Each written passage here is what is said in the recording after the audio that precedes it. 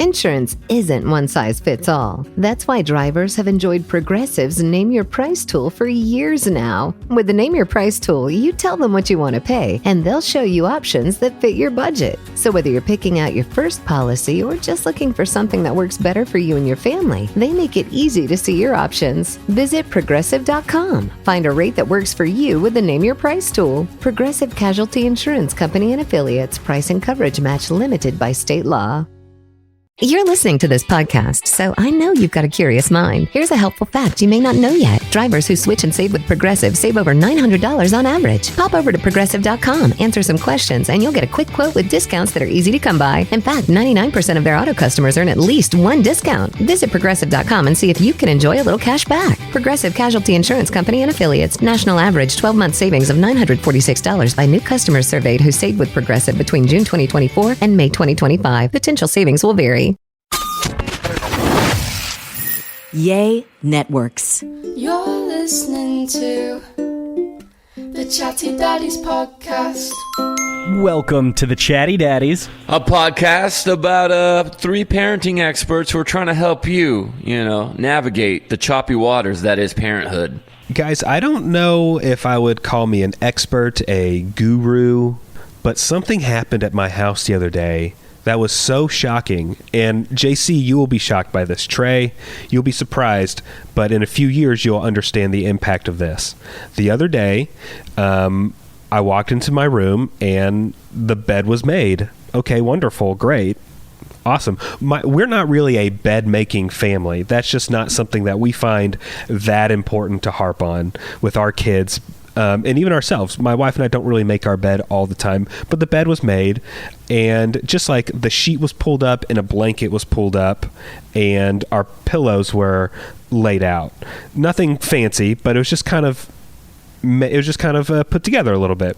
And then later in the day, somehow that came up and my wife was like, "Oh, thanks for making the bed." And I was like, "I didn't make my bed."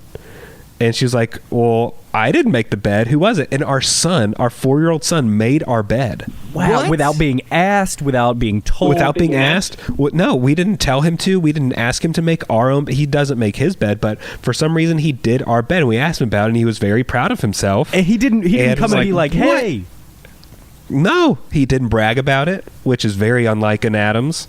He didn't brag about it. And it was just like, where did that come from? No clue. Because when my kids do something out of the blue, or like if Kaysen goes and cleans the dog poop without me asking them to do that in the backyard, or they make their bed, or I walk in and their rooms are cleaned and not one of us asked them to do anything, I think to myself, what the hell did these kids do? Right. What did you What do? did you do, or what do you need money for? Exactly. That's the first thing. Yeah, I couldn't find anything that my kid had done. So it was like he just did it, and he was kind of proud of himself. And then, he went on for another 2 days having like just really horrible tantrums and meltdowns, and so all that goodness was wiped away. But he did make the bed for us for absolutely no reason, and we were very proud of it. That is very sweet. What a stud. So here in about 6 days, my son will be going into surgery. My man's is getting What? surgery. Yeah, so he has had, 8 ear infections over the last 6 months or so, and they have been absolutely terrible. I don't know if his body is just holding on to the infection. I don't know if it's because Dad can't administer medicine, antibiotics properly, or if he's got the antibiotic-resistant infections that are like, hey, we need a stronger dose of antibiotics to clear this. So we are going to get him ear tubes this coming Friday. It's a very minor surgery. It's outpatient, so he'll be in there for a total of hopefully 10 minutes. So what we'll do is we'll go. It takes. I thought it was like a little bit more intricate. Only 10 minutes. Almost no time at all. So we're gonna go in there. They're gonna put like a little gas in his system to make him feel all loopy and fun and happy, and then they're gonna give him a general anesthetic to knock him all the way out because, kids can't sit still. And so they'll knock him all the way out, take him back to the surgery room, and they say it'll take 5 minutes for them to cut a little hole in his ear, insert the tube, or cut a little hole in his ear, vacuum out whatever infection's still left, put the tube in, and then they'll, kind of make sure he's able to wake up a little bit from the anesthesia, and they'll bring us back a baby that's all drugged up. And they say that the recovery time is just the amount of time it takes him to stop being loopy from anesthesia, and then everything else is perfect. So that's crazy. It's good to hear that medical science has moved so far that it shouldn't be an issue at all, and that makes me not nervous. On the other hand, I don't love that he's going to have what is called a surgery at such a young age. So there's a little bit of nerves, but everything should be going just fine and smoothly. Kara had them when she was about Quade's age. So I'm thinking that after 30 years or more, obviously, of them having this surgery being done on children, it's got to be just routine and easy. And it'll be zero complications, just a little health update. I have a question because I've heard of kids getting tubes in their ear, but I don't know if I've ever seen a kid after the surgery. Now, are these tubes going to be sticking out? Like, no, can not he at all. pull them out or anything, or it's inside his ear? It's inside of his ear. It shouldn't stick out past his ear. Eventually, they do fall out on their own. So one of these days, we're going to go and find a little piece of blue or green plastic that's just going to be laying in his bed, or he'll be playing one day and just kind of shake his head and it'll fall out. Okay. But the reason they have to put in tubes is because his ear canals are horizontal to the ground, and our grown-up ear canals are curved down a little bit so they can drain. So what happens is he'll get some infected fluid from having snot up in his sinuses, getting a cold. He'll have some infected fluid that just sits right there in his ear canal, right next to his eardrum, and that infection will just double, and the bacteria will grow, and then his or the virus will multiply, and it'll make his ears start to bulge and make his eardrums hurt really bad. Jeez. And so this will pretty much get rid of any worry about ear infections. Man. So I knew a few kids with ear tubes when I was younger. Will Quaid have to plug his ears up when he showers or swims or anything like that? Nope. They said they've progressed past that. They have a technique that makes it where he won't have to have earplugs whenever he's in the water, which is good. That's and cool. They'll be done by the time he's 18 months old. So they'll fall out by that point. And so it's not like he'll be in elementary school still having tubes in his ear, which I knew a couple of kids that were still in third grade. They had gotten sick and so many ear infections they had to put ear tubes in, not later in life, but when they were actually going to school. So luckily we're going through all the illnesses right now because Quaid's in daycare, and if you're going through all of the ear infections and your kid doesn't want to take medicine the way he should, I feel for you. I really do. Man. Still one of the best feelings ever is when you go in the pool, you get some water in your ear, and then you lay down at night. You can't get it out all day long, and you finally lay down, and you feel it just go tss, and it comes out. Oh, it's so nice. Isn't that the nicest feeling ever? It is nice. It's kind of like a good sneeze. That just hits right. Oh, yeah. Oh, yeah. That just hits Trey, right.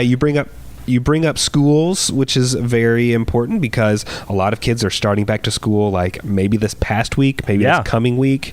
But school season is here. Right. And there's just a lot of maybe anxiety, some uneasiness for the parents, for the kids for starting. So I found a list from parents.com about preparing your kids for school. Okay. And it just has a bunch of random tips to, psych yourself up to get ready for everything. Right. Did y'all first day of school? Were y'all excited to go back to school? Did you? Loved it. You did? I loved it, yeah. Because I always got I got one outfit. My mom would buy me one outfit for the first day of school, so I knew I was going to get a new shirt at least.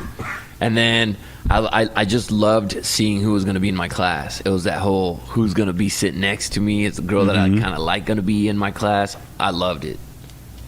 Did you guys, so we had homeroom classes. Did they post them the week before school? like at school. At least our elementary school did. They posted like on a window, so you'd go to see like who's in your 5th grade homeroom class, and you see if your friends are in there. And sometimes it'd be a good homeroom year. Sometimes it wouldn't be. Yeah. So that was always a little nerve-wracking. My mom didn't know about that.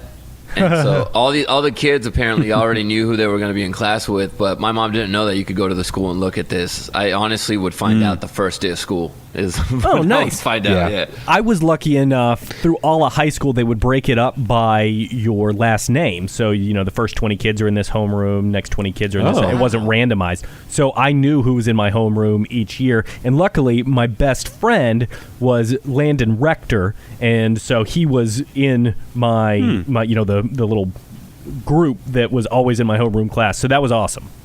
So you were with the P's and the R's, huh? Yeah. PQR. So, well, you know what? While you're talking about dividing kids up by names, so in gym class we always sat by our last names, and I'm A. Adams, so I was always at the front of whatever gym thing.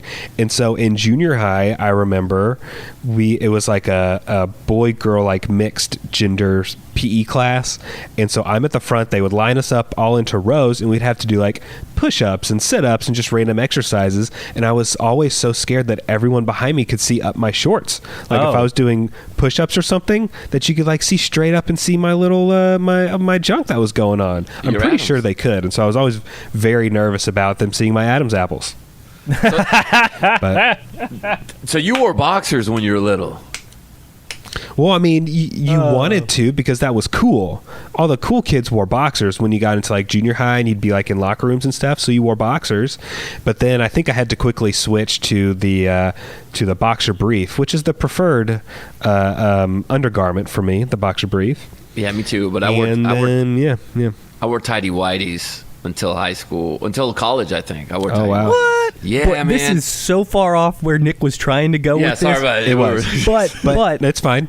And did you guys ever know the guys that would wear like boxers, then athletic shorts, then jeans? No. Which is weird. Oh my gosh, dude, I saw it all the time. Interesting. That's too much. Maybe that was too just much cloth. Unnecessary cloth. So when did you make the jump from? So JC said college. Nick, did you have a tidy whities phase back when you were a little kid and then make the jump? Sure. I mean, probably in elementary school, and then probably somewhere in junior high I started wearing the boxer brief. And so now with your children, of course, they are already potty trained. Or Davis fully potty trained? Davis is, and he wears tidy whities. Okay, but they're like fun cartoon characters and stuff. Of course. And then what about Kaysen? Did Kaysen make a transition yet? Have you had to talk to him about it? Well, you're asking very weird questions about my kids. I'm sorry. We don't need to talk about kids' underwear. I just think it's interesting. Like, I wonder why. Because I remember my grandmother gave me a pair of boxers for one Christmas, and that was the only pair of boxers I had. Yeah. So I didn't make a full transition. It was just when I ran out of the other stuff, I wore those. So I think a lot of the times the boys will follow suit with what their dads wear, and since I'm a boxer briefs kind of guy, that's what Kaysen wears. So he has his little Fortnite boxer briefs, and I think he has some other, but they're character boxer briefs. And then he this year finally asked for just plain boxer briefs. Right. So he's got just like white, black, some camouflage ones. But yeah, he wears that now. This I'm so happy I have a son right now, because you never have to have like a weird conversation about underwear. Like at some point in a girl's life, they come to their mom. Usually, they don't always go with, I'm going to change my underwear style. But at some point, you have to go, hey, mom, hey, dad, I'm going to change what underwear I buy. And I think that would be just the most awkward conversation. So my wife, she's a fan of the thong. She wears that. But my daughter notices. And Chloe still wears a cute little girl underwear. Of course. You know, because that's my little girl. But she started asking, when do I have to wear those underwear? And I said, never if you don't want to. Like you could keep your cute little Barbie ones forever if you want, and just make sure you cover up that booty until you die. It would be fine with me. And can I say I feel very uncomfortable saying the word panties? That is not a word that rolls off my tongue easily. I don't like that word. I like undies. Is that better. weird? Yeah, no, I'm with you. Panties just sounds. I feel creepy saying it panty. Does. So, Nick, you had brought up the first day of school. Before we get into that, let's talk about our sponsor this week, BetterHelp. They have done so much good for so many people because people are able to get professional therapy anywhere in the world on their smartphone, on their computer, wherever it is convenient for you. And so if something's interfering with your happiness, if something's keeping you from achieving your goals, if something's stressing you out, if you've got some depression, some anxiety, you can go over to BetterHelp and start living a better life today. You can send a message to your counselor at any time and you'll get timely and thoughtful responses. Plus, you can schedule a weekly video or phone session all without having to get out of your home. You can sit in a comfortable couch and get all of that therapy you're looking for. And look, Trey mentioned, anxiety and depression, and maybe you're sitting there listening to our podcast going like, oh, well, I'm all good. I'm not dealing with that at the moment. But they can help you out with other things in your life, like relationships. If there's any LGBTQ matters that are going on in your life, family conflicts, if you're suffering from anger or you're going through grief, therapy is whatever you make it, and that's what BetterHelp is there for. Mm-hmm. I'm pretty sure there's not a single person out there that has nothing that they can talk about, especially given the last year or two that we've been going through. Right. Everyone's got something that they need to talk to someone about, and BetterHelp's the place to do it. It's convenient, it's professional, it's affordable, and we want you to start living a happier life today. As a listener, you're going to get 10% off your first month by visiting our sponsor at betterhelp.com/daddies. Join over 1 million people who have taken charge of their mental health. Again, BetterHelp, HELP.com/daddies. All right, Nick, you were going with school starting. Let's get into your school topic. Starting. Just some tips on how to make the school year start maybe a little bit better. Some kids have a lot of anxiety about it. Some parents have a lot of anxiety about it. For a lot of kids, this may be the first time that they're leaving mom and dad's side for the first 5 years of their life. They haven't left. Right. So it's definitely a scary time. So there's some things you can do, like explain what they're going to do. Like a lot of role playing would be good. Like, okay, kid, let's pretend that I'm the teacher. Here's what we do. Let's kind of just play classroom for a little bit. And that would be a good way to see that when your kid is in class, maybe things to expect. You can visit the school. Go drive up to the school and say, hey, on Monday morning, we're going to be walking through here. Isn't this cool? Isn't this exciting? Go play on the playground outside with your kid before the school year starts, just so that they have something they can look forward to. Something that may or may not be possible, just if you do or don't know people in your area, but try and set up play dates with kids in the neighborhood that are of the same age or something like that. Maybe start a carpool with other kids just so they have a friend that they can go just at least walk into the school with. There's lots of books, of course, you can do. Something that I thought was really cool is they say create a goodbye ritual. So like before, like, hey, little Johnny, when we leave school, how do you want to say goodbye? And you can come up with a quick secret handshake. And then they get out of the car, or a fun little saying like, see you later, alligator. Like just something so that it's a routine. And then once they get into that routine, your kid won't be kind of preoccupied with what's coming up with school. They'll be like, okay, this is safe. I know this little goodbye ritual. Now I can go into school. Something for like really little kids that experts are saying is don't just sneak away. Like once your kid gets in the room, don't just run away. I do that a lot. If I'm dropping my kid off at daycare or something, because some kids have a hard time leaving, but kids like do need to learn that you're going to leave, because they say sometimes it's harder if the kid just turns around and now mom's not there. Dad's not there. Dad was just standing here. Where is dad? And that can be a little confusing. Yeah, for sure. Let's see. What else? So yes, just remind them that you're going to come back. You're going to see them later. Reward systems for kids, sometimes it works, sometimes it doesn't. So you can say like, hey, if you had a good day at school, I'll give you a sticker. You had a good day at school, I'll give you a sucker on the way home from school. Whatever it is. Some kids have a hard time understanding that what I do now can benefit me 6 hours from now. They just don't have that concept of time.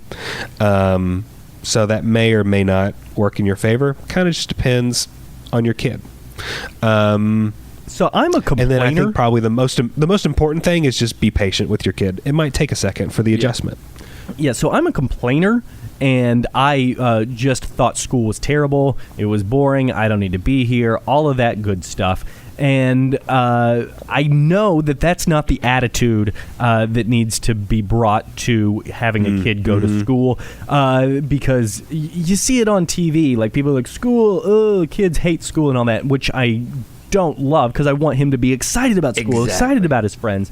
And so you guys clearly liked school more than I did, because you get to go and be the cool kid, be the fun dad. Are there tips, or be the fun kid in class? Are there tips you can give to make your kid be that fun, interactive kid? Because I know I was kind of I'm going to sit in back with my one friend and talk crap. I have a conversation with my kids before school starts. And this year, I told them I had to emphasize, because they're getting my son is in 4th grade now. My daughter's going into 2nd. And this is when a little bit of the bullying can start. Yeah. So I told my kids to be lights for other people. And I told them that if they see a new kid in school, because a lot of the times everybody's too shy to talk to the new kid, and the new kid is too shy to talk to the kids that have been there. I said, if you see a new kid, make sure you at least say hi to them. Welcome them and say, hey, welcome to our school, you know. If you see someone that's sitting alone at lunch and you feel bad, don't just feel bad for them. Invite them over to sit down next to you and have a conversation. This year, I also started writing, and this is because on our radio show, we had a gentleman who would write his daughter notes all the time and put it in her lunchbox or her backpack, little affirmations. And I really liked that, but the problem with my kids was that they were too young at the time. Now both of my kids can read very well. So I'm writing them notes every day, and I hide them. So I'll put it in their lunchbox sometimes, or I'll do it in the cap of his drink, his little water bottle, or Chloe's. So when they're always waiting for, like, oh, when's my dad's note going to pop up? And it's always just something nice, just hey, I know I'm not with you right now, but I miss you, and I know you're having fun at school, and if you're not feeling good today, then try to smile the best you can. Something just along the lines to bring a smile to their face, to give them a little sense of normalcy, a little love that they might not get during the day from parents. How about outward confidence in the way they dress? Do you compliment their clothes before they go to school just to make them feel good? Do you tell them to put their shoulders back, always put a smile on, all that good stuff? Always. I always compliment my daughter, and I told her she looks beautiful, and I tell her she's as beautiful on the inside as she is on the outside. I tell her that every day. And then my son, I always just tell him he's swaggy. I'm like, you're looking swaggy today. Do you ever have to be like, hey, listen, I don't know if that shirt is gonna work today. Hey, those pants are looking a little small. They're I know they've been your favorite for the last couple of years, for the last couple of months, whatever, and now they're looking a little short. You gotta tell them, hey, let's change those pants so everybody's not making fun of you. Yep. You do, man. And listen, you want your kids to feel okay, and if you notice something that because we all went to school, we all saw what kids got made fun of for doing and not wearing, or doing wrong. If I see something that my kids might be doing or wearing that could entice one of those kids, one of those bullies, to have a load off on them, then I tell them about it. If they're not matching, I tell them. It's usually my son. My son's very welcoming to it. He always listens. My daughter is very hard-headed, and if she has in her head that she wants to wear something, she's gonna wear it. And there's nothing I can do about it. Then she'll wear it. And do you now? I think when it comes to, like, if it's like a really shy kid, how do they make friends kind of thing? I think a lot of people, they might think, okay, I have to go talk to every kid in the class. That's nerve-wracking, for a 5-year-old. They don't know these kids. Yeah. They have to talk to every kid. I've heard people say, like, it's hard for a kid to introduce themselves to someone, but teach them how to introduce themselves. Like, hey, my name is Nick. What's your name? Do you want to play blocks with me? Just do that for one kid. Like, they don't have to talk to every kid in the class. Like, just start with one kid. Introduce yourself to one person, and you'll make a friend. Most likely you're going to make a friend. I would say it's probably rare that a kid says, no, don't play with me, new kid. I would say most kids will probably be nice about it, and you can just kind of build your confidence throughout the day, throughout the first week or two. One by one. By just getting to know just one kid. Talk to one kid today, and that will probably benefit them in some way. Great advice. Here's another advice for parents with older kids, because the older the kids get, they're going to get their personalities, and there's sometimes a herd mentality. You have to realize your kid is going to be in the wrong at times. Your kid is not perfect. And there's a lot of parents out there that, my little Johnny could never do anything wrong. They can. All of our kids are going to do something dumb. They're going to say something bad. And this is when we can teach them to better themselves. My son, and this was our goal for the first day of school, my son last year at the end of the year had a bit of a confrontation with another boy. And it was because he and another kid were making fun of another boy because he had a crush on a girl.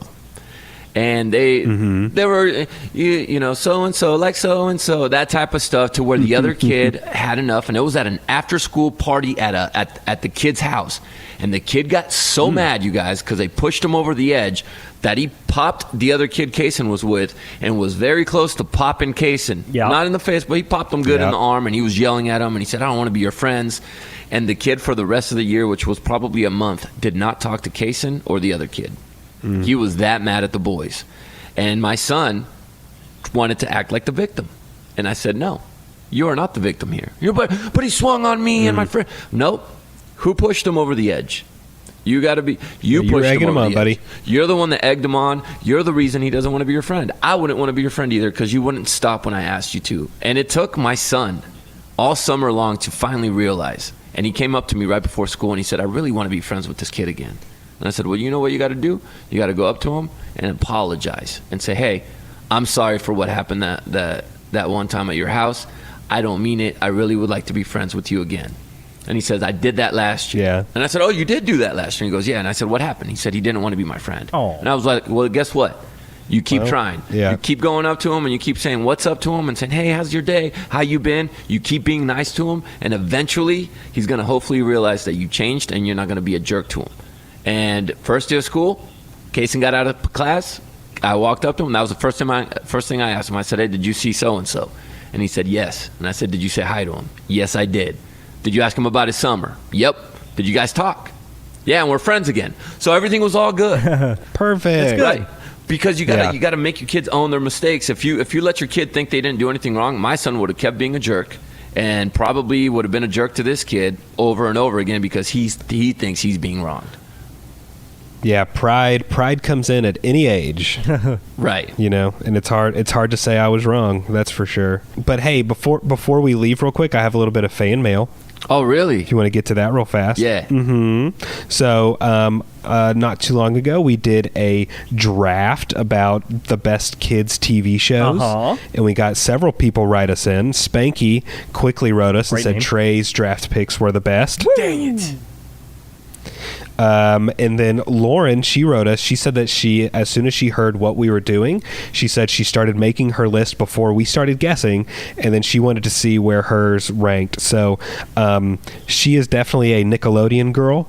So she starts at number 7, The Wild Thornberrys. Okay. Never saw and it. Here, number 6, a great one, Real Monsters. Y'all remember that show? Oh, yes. Is that the one? Real Monsters? Is that the one where the guy held his own eyeballs? It was a cartoon. They were just different looking monsters. It was on. Yep. Yeah, I remember that one.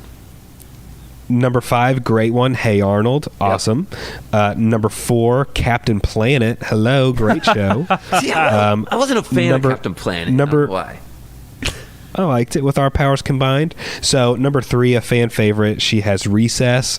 Number 2 is Animaniacs, and number 1 is Rugrats. So Lauren has a pretty good list. Yeah. Great list, Lauren. Sure. I love that list. And then Dev wrote us in, and she said, I don't know about my favorite TV shows, but she said that Nick looks like the dad in Coco Melon, and so I had to look this guy up. I know we're on a podcast, but this is what the guy looks like. I'm showing you guys on our feed. Do I look like that guy? You do look like him, and also I've gotten people that say you sound like him. Interesting. Oh, well, that's all right. You know, I'm not going to lie. The teacher on Coco Melon's pretty cute. Miss Applebottom. Uh-oh. She's not looking bad. Applebottom? Yeah, so, Miss Applebottom. Oh, so, if you ever want to hit us up, there's all the many ways you can contact us in the description of this podcast. And we've got something really cool coming up next week. You guys, we're going to talk to Kirk Herbstreit from College Game Day. We're going to dude out. It's going to be awesome. He's got a book coming out that is all about family and fatherhood, and he's talking about what he does for College Game Day. So we get to talk to him next week. It's going to be a whole lot of fun. I can't wait personally. He's awesome on College Game Day, so I'm really excited. Super nice dude. Yeah, he's great on game day for sure. Well, that's it for this week's episode of the Chatty Daddies. Be sure to follow this podcast and wherever you listen to podcasts, wherever you're listening right now. Like us, subscribe to us, whatever you have to do. Leave a great comment, give us a 5-star review so that we pop back up in the top lists again. Right? Let's crack the top 200 next week, boys. All right. Let's do it. And we'll talk to Kirk Herbstreit next week. The Chatty Daddies Podcast.